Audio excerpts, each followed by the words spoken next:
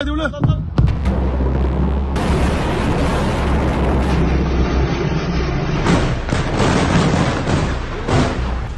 المجمع ضربوا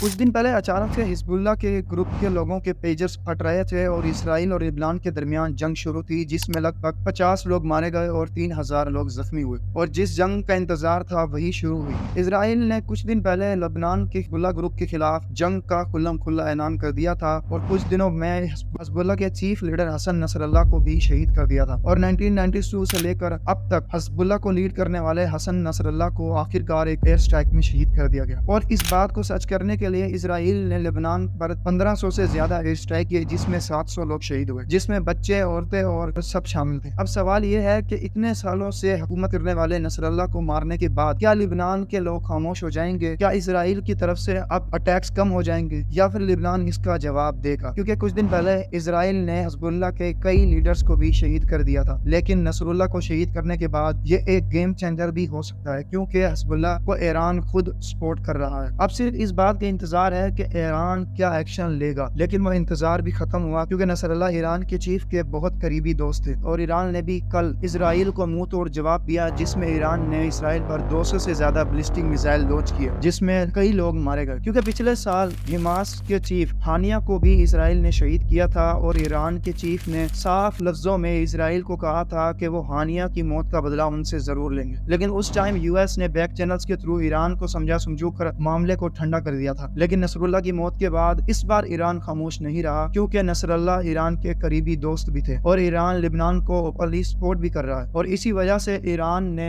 Israel को मुंह तोड़ जवाब दिया। ईरान हर साल हिजबुल्लाह को $700 मिलियन देता था ताकि वो खुद को स्ट्रॉन्ग कर सके। और आयतुल्लाह खमीनी के इस जवाब के बाद इसराइल की नींद हराम हो गई है और ईरान के इस अटैक में 50 से ज्यादा लोग मारे गए और कई हजार लोग जख्मी हुए। इसराइल के पिछले अटैक्स पर कहना था कि ये सब अटैक वो सिर्फ अमन के लिए कर रहा है और वो सिर्फ टेररिस्ट ऑर्गेनाइजेशंस को खत्म करना चाहता है, लेकिन ऐसा बिल्कुल भी नहीं, क्योंकि इसराइल ईरान को अपना कट्टर दुश्मन मानता है। और याद रखें, ईरान का इन अटैक के बाद कहना है कि उन्होंने ये अटैक अचानक से जज्बात में आके नहीं किए, बल्कि उन्होंने सब्र किया, उन्होंने काफी सब्र के बाद ये अटैक किए, क्योंकि इसराइल अपनी साजिशों से बाज नहीं आ रहा था, इसलिए ईरान को ये कदम उठाना पड़ा। अब बात ये आती है कि इसराइल इसका क्या जवाब देगा, क्या इसराइल इसका जवाब देगा या नहीं। उम्मीद करता हूँ आपको इन्फॉर्मेटिव वीडियो अच्छी लगी होगी। मजीद वीडियोस के लिए हमारे चैनल को सब्सक्राइब करना ना भूलें। मिलते हैं अगली वीडियो में, तब तक के लिए अल्लाह हाफिज।